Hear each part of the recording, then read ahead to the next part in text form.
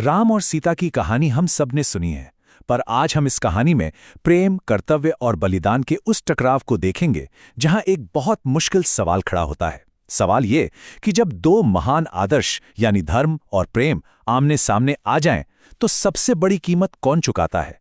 चलिए इस सफर पर चलते हैं। बिल्कुल, यही वो सवाल है जो इस पूरी कथा के केंद्र में है। ये हमें सोचने पर मजबूर करता है कि जब एक राजा के धर्म और एक पति के प्रेम में टक्कर होती है, तो असली बलिदान किसका होता है? तो हमारी कहानी शुरू होती है एक बहुत ही खुशी के पल से, एक जीत के बाद की वापसी। एक ऐसा समय जब लग रहा था कि अब सब कुछ ठीक हो गया है, एक नए सुनहरे युग की शुरुआत होने वाली थी, या शायद सिर्फ ऐसा लग रहा था। तो हुआ ये कि लंका में रावण पर विजय के बाद राम और सीता अयोध्या वापस लौटे। पूरा शहर जश्न में डूबा हुआ था, हर घर में दिए जलाए गए।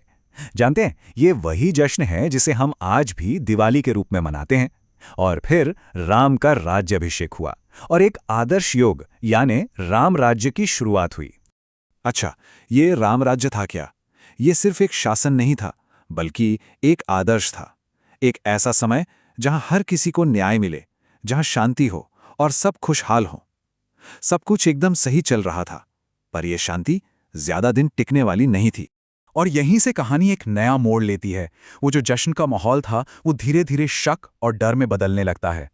और इसकी वजह सिर्फ एक छोटी सी कानाफूसी, एक अफवाह जो सब कुछ बदलने वाली थी। और ये थे वो शब्द। सोचिए, एक आम आदमी, एक धोबी अपनी पत्नी से झगड़ते हुए गुस्से में ये बात कह देता है। उसकी ये निजी लड़ाई में कही गई बात जंगल की आग की तरह फैली और सीधा राजमहल की नींव तक को हिला दिया। सबसे बड़ी बात तो ये थी कि इस शक का कोई आधार ही नहीं था। सीता तो लंका से आने के बाद अपनी पवित्रता साबित करने के लिए अग्नि परीक्षा दे चुकी थी, लेकिन अफवाहों को भला सबूत से क्या मतलब? बात फैल गई और रानी के सम्मान पर एक ऐसा सवाल खड़ा हो गया जिसे नजरअंदाज करना मुश्किल था। अब राम के लिए बहुत बड़ी दुविधा खड़ी हो गई। एक तरफ था उनका राजधर्म, जो कहता था कि राजा और उसके परिवार पर प्रजा का विश्वास होना चाहिए, कोई शक नहीं।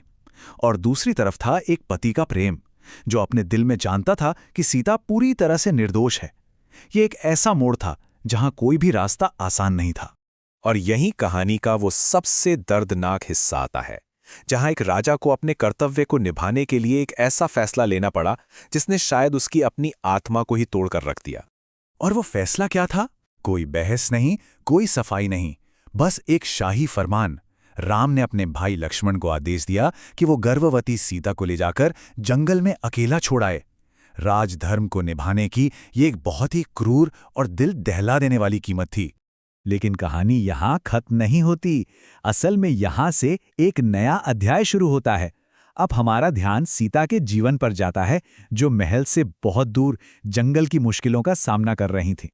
उस घने जंगल में अकेले और बेसहारा सीता को एक सहारा मिला, महर्षि वाल्मीकि का।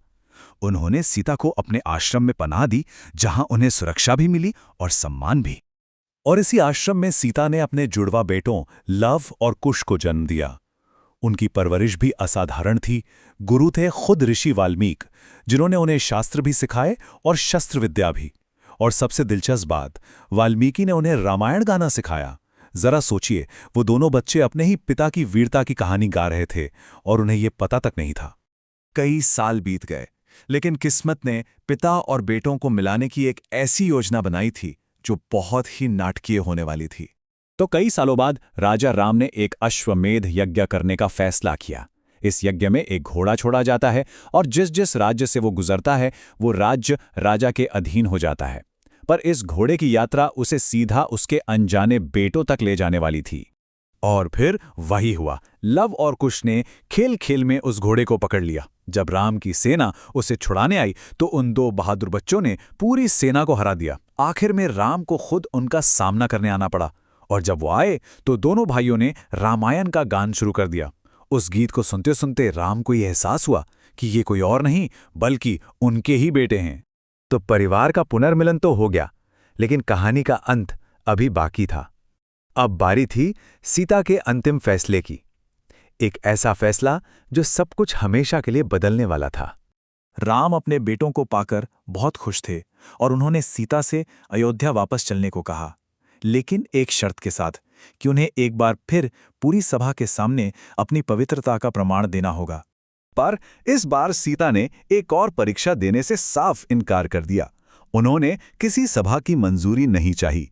उन्होंने सीधा सबसे बड़ी गवाह धरती माँ को पुकारा और कहा कि यदि मैं मन, वचन और कर्म से हमेशा राम के प्रति सच्ची रही हूं, तो हे धरती माँ, मुझे अपनी गोद में संभालो।